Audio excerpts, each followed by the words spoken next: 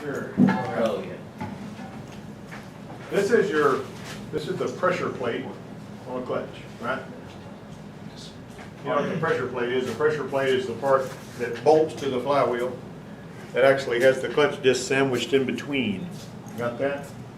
And this clutch drive strap bent like that, if you see it bent like that, there's your related symptom. It's going to cause the clutch to chatter. Now, whenever you let off the clutch and it goes instead of going smooth, this can be a cause of that, right?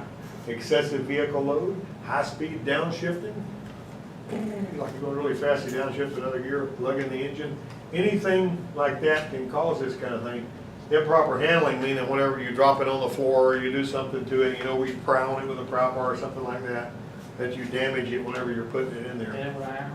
Let me tell you also, when you're putting a transmission in, it doesn't matter if it's an automatic or a standard. You're going to run into a situation periodically where when you're trying to put the transmission in, it won't quite match up or it won't quite go in or something like that. And some people want to take a bolt, long bolts, and try to pull it in. And that's typically a mistake, because when you have to do something like that to pull it in, you're usually going to bend something or break something or cause some kind of damage, because those bolts are strong enough to where, you know, they don't really care. You just keep cranking it in there.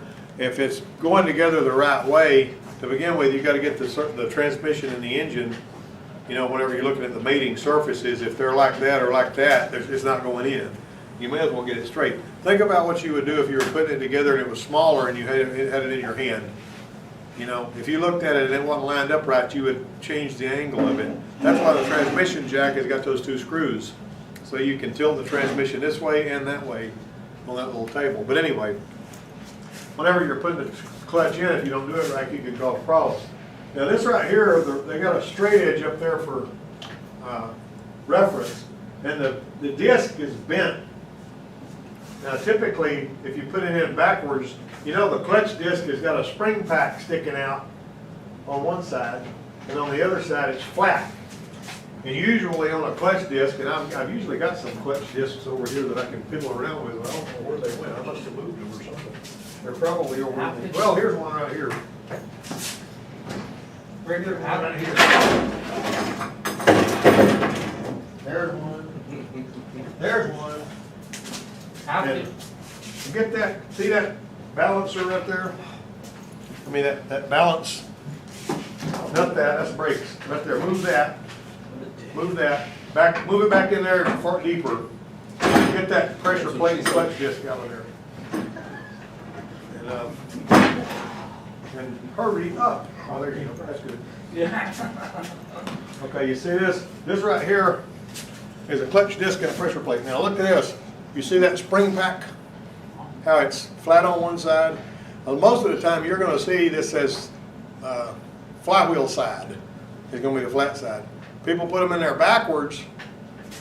With this toward the flywheel, what's in the way? You got the flywheel bolts, right? Flywheel bolts are in the way. Now this is the pressure plate. It's also not going to hold up. Yeah, well sometimes I've seen people do that and they'll actually run it for a while and you can see where the flywheel bolts have been hitting them springs and all that. Well, the springs actually are there so that it'll help it catch the shock of engaging. You see the input shaft on the transmission is going to spline into the middle of that. This bolts to the flywheel, pinching this in between. All right, when you mash the clutch, this right here actually lifts that off. Now you've probably seen that on your animation, haven't you? Because they show you that on the animation of what you're looking at in there. And this one here is not in such bad shape, is it? All right. This one here is wore out. See how you see these lines right here? This one here, the lines are wore down. There's nothing left of that lining hardly at all.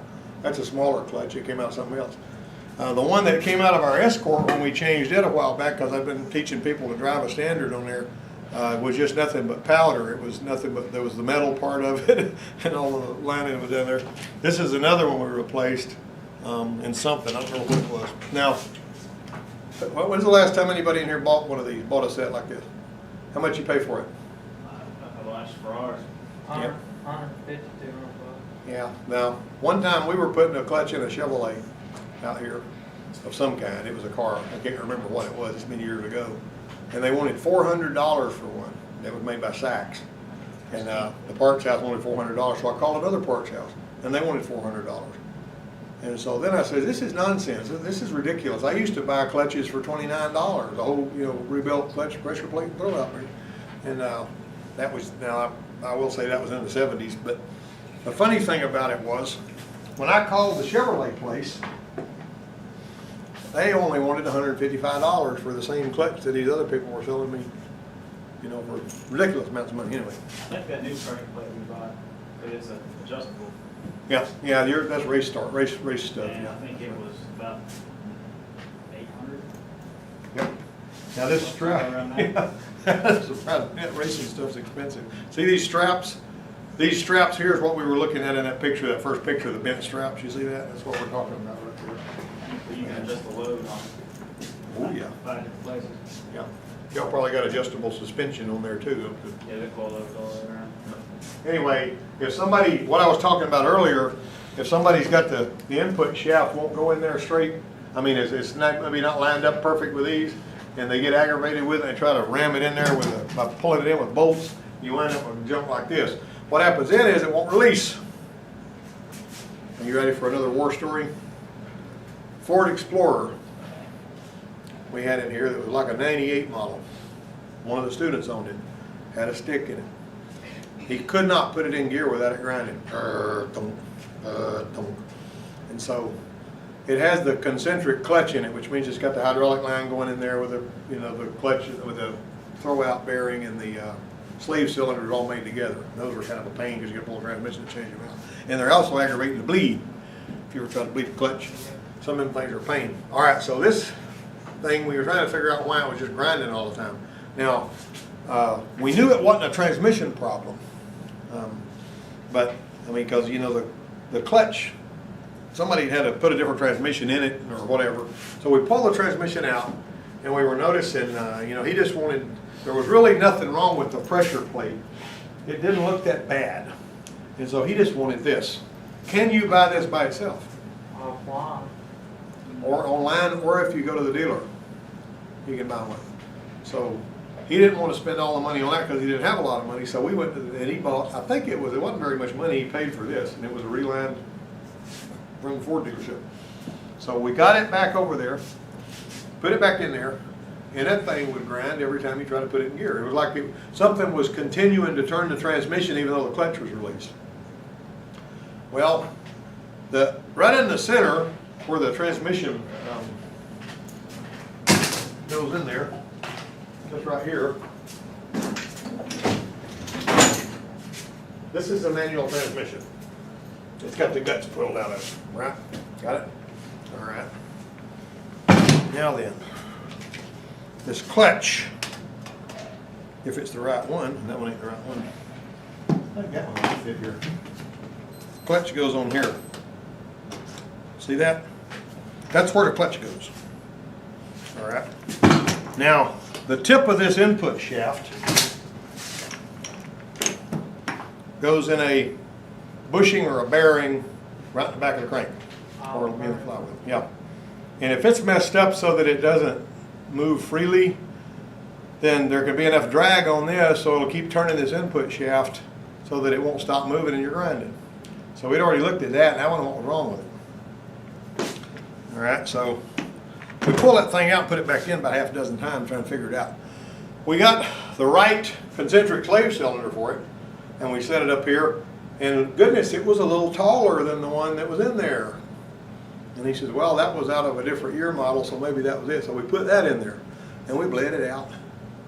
Still grinding. I mean, should be simple, right?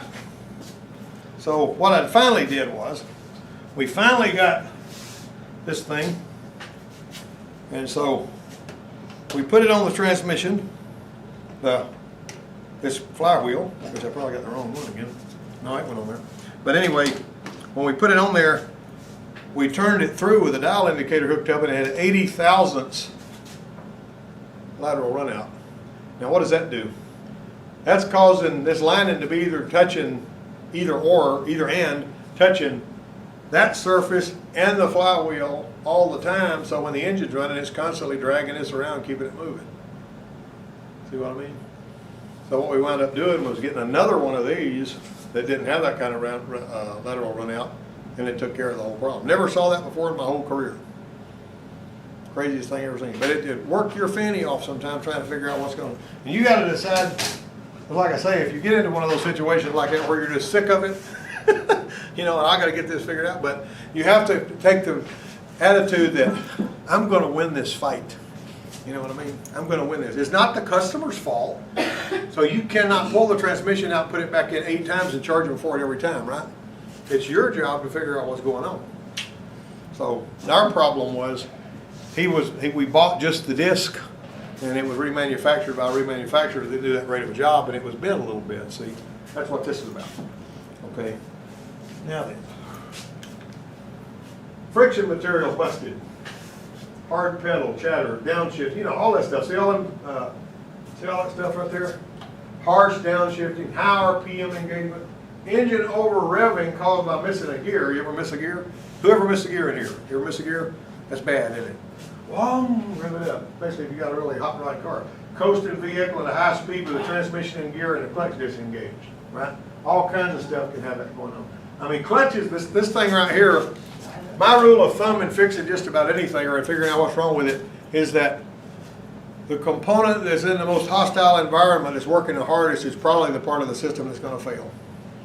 It's working hardest, it's handling the heaviest load, that's what's going to crash and burn usually, right? All right, so friction material contact, related symptom, chatter, flywheel not resurfaced or resurfaced improperly. Flywheel must have a smooth, flat surface in order for the clutch to operate. Here's another short war story. We had the idea, I had a machine shop at the Ford place over in Dothan.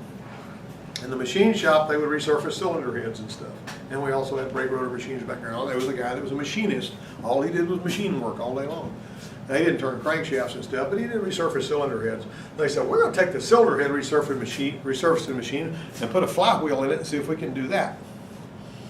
Well, the cylinder head resurfacing machine's got a big wheel that goes across here and surfaces the cylinder head, and it's good enough for a flat cylinder head on the old school engines, but it wasn't good enough for a flywheel because it made it a little dished in one direction and it chattered or something terrible when we put it back in there.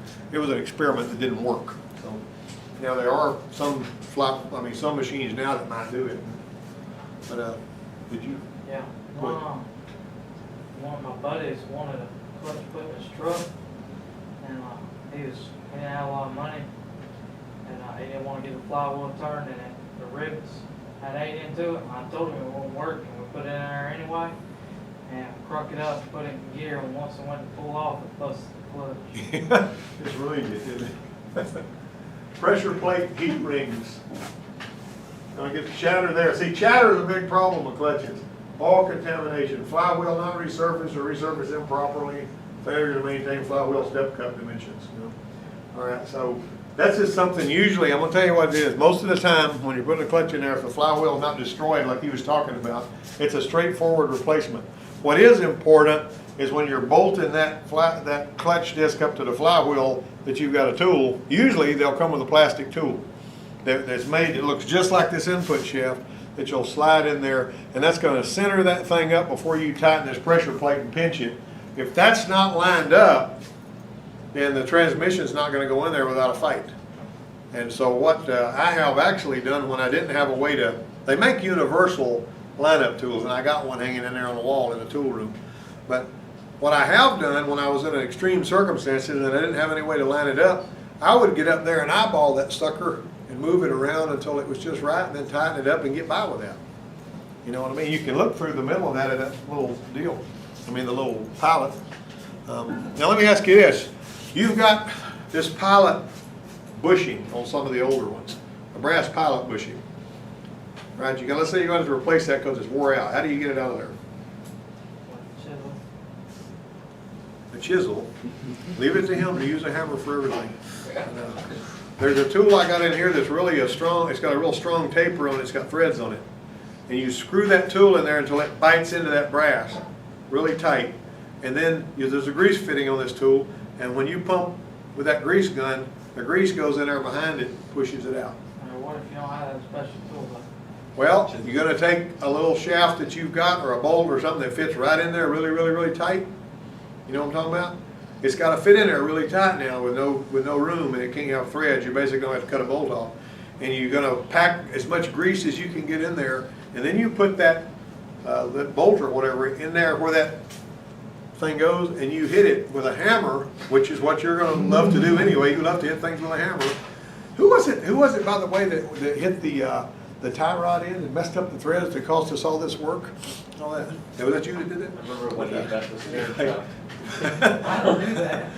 You did. Yeah, well, I know we had to do a bunch of extra work because of that, but anyway, and me telling everybody not to do it. Anyway, you hit that, and that grease, believe it or not, because you can't compress it, will force that thing out of there. Now, the little needle bearing deals, they're a little pain, because a lot of the times the needles are all gone out of, and all that's there is a really hard shell, but I've got a way of getting those out of there too. Yeah, I know you showed me. And I've showed you that the other day, you know. All right, so here's one. Contact marks, all right? We got, not only do we have contact marks on this one right here, but we've also got cracks. You know, they don't talk about that.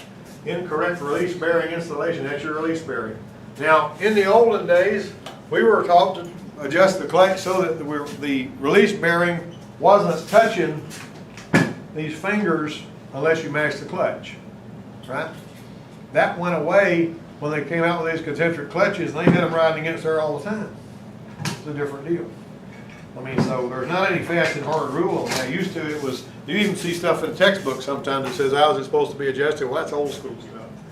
But anyway, you can pay attention to that. That fork was installed with the leaf spring clip over the top of the release bearing collar. If you go into one, and typically what we do is we pull the transmission out of this, I may have somebody jank the whole engine and transmission as a unit out of that Escort.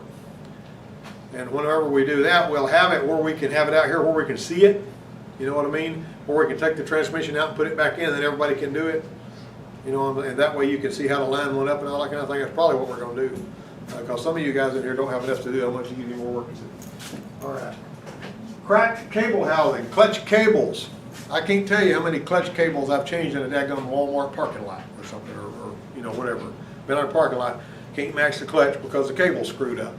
And the charge didn't order, so I had to lay under there and fooling around with it and put a clutch cable on. But if that cable is messed up, the cables can go bad. How many of you have seen a bad cable?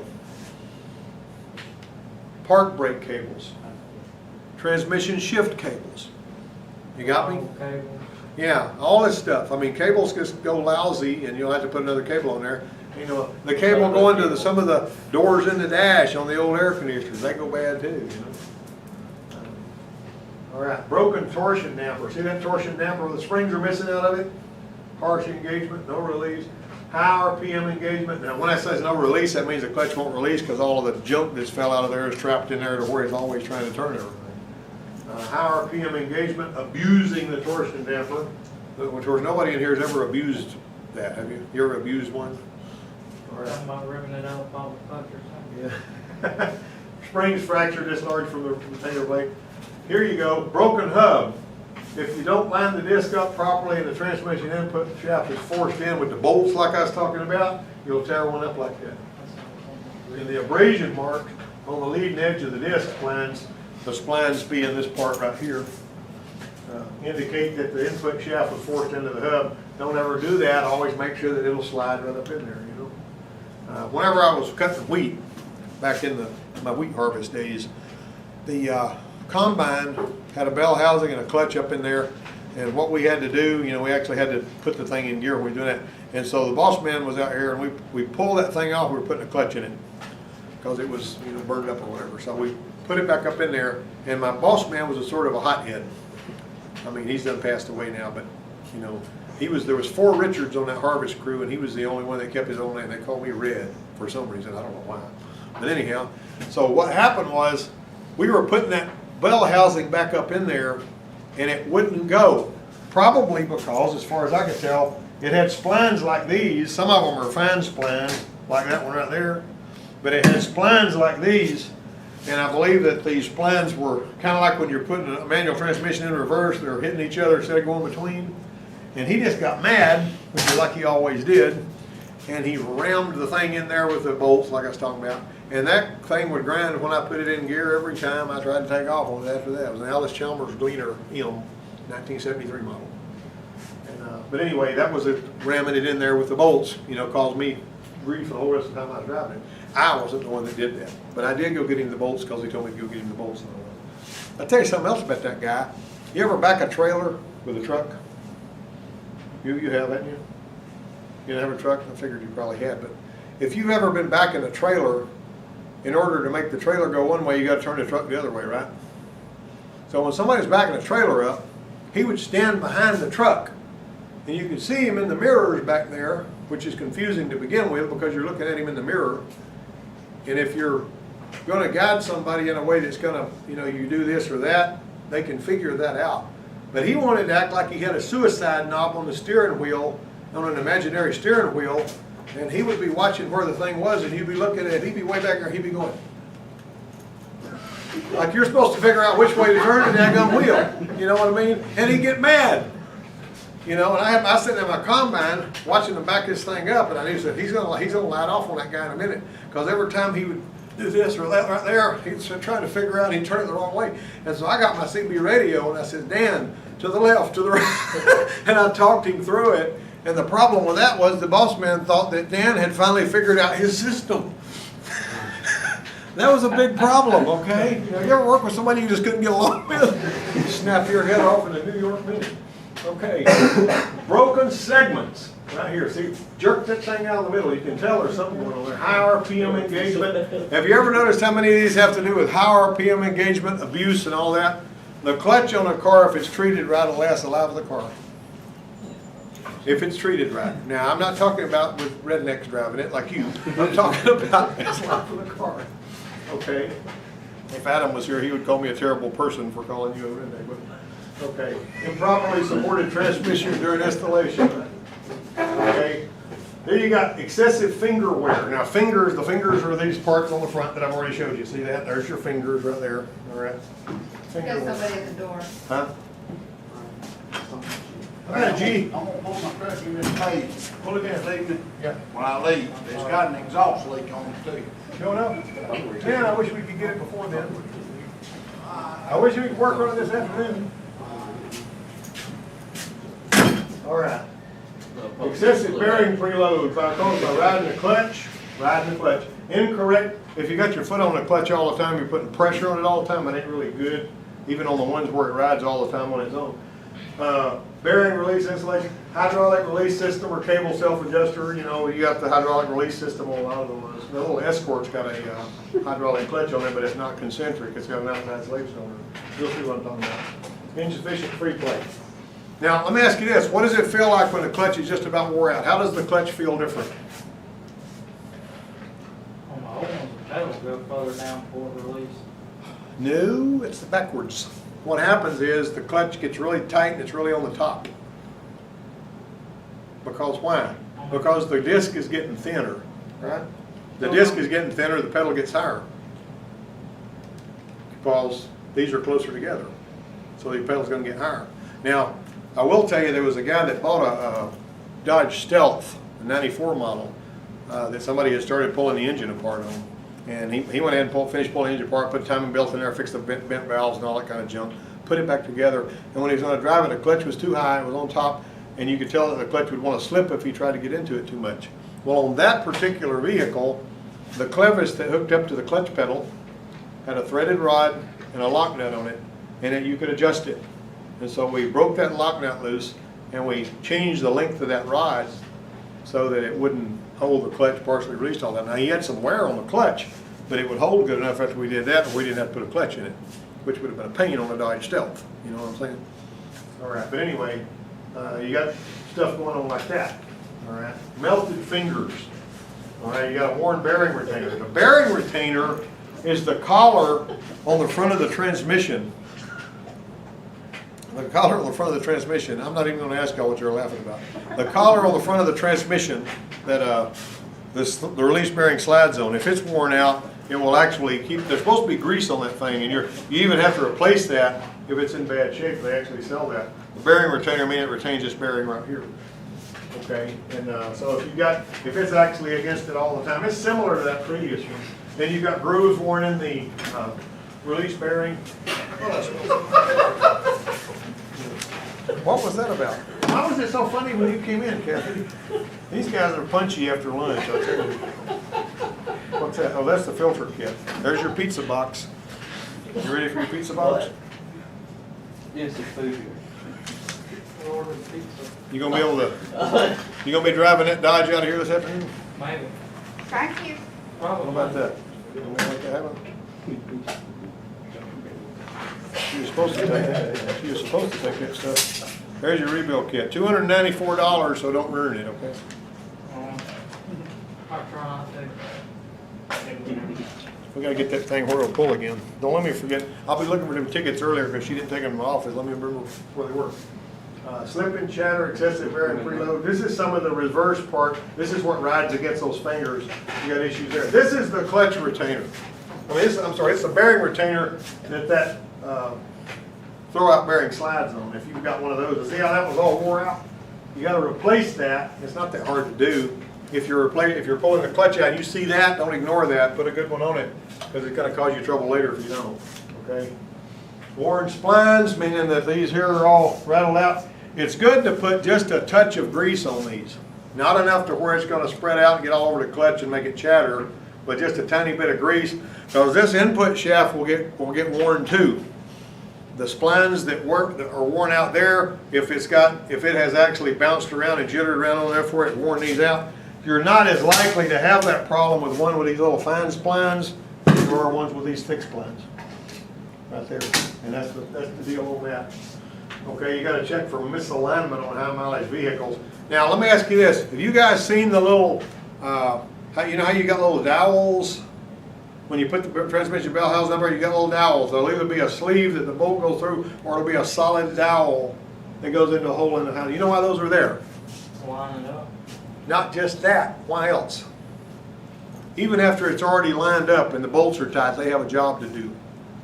Probably, I mean, they probably help keep it from twisting. That's a good point. They keep it from moving and loosening the bolts up. And if somebody has lost those, or maybe lost one of them, and they bolt it up, then you got a fairly good chance that the transmission bolts are going to keep working loose if that thing's not in there. So it's really important. And I'll tell you something else. If you get an engine, I have no idea who this is, so I'm not going to answer it right now. If it says unknown number, it's probably a marketing call, you think? Anyway, if you got, whenever you pull the engine, let's say you pull the engine out of a vehicle that you're going to put an engine in, or you may pull the transmission out, you got to make sure that you're looking at those dowels, because sometimes they'll be missing from one place or the other, or you'll have two that are trying to butt against one another when you're going back Or in. you'll pull one apart and the dial's stuck in the transmission and your new motor's got two dials. Yeah, exactly. So here you got issues with that, but you got to watch that and make sure that you pick up on it. All right, you got worn stop pins. The stop pins are, well, you see where they are. If you hold it right here, see them little pins are really hard to see on that, but there they are. That's the end of them right there. The stop pins are right there. And if they're sort of jacked out of shape, all of that's everything's about twisting and torque on this. Look, everything is high RPM engagement, revving it up, popping the clutch and all that kind of stuff. You got issues with that. And occasionally you're gonna have people like that. If you got friction material embedded, get in here. If you got friction material embedded in that thing, where it's got a hole out on one side, you got basically no release or no engagement. Where do you wonder? Jessica. Huh? Oh, well, go change then. Go change. Yeah.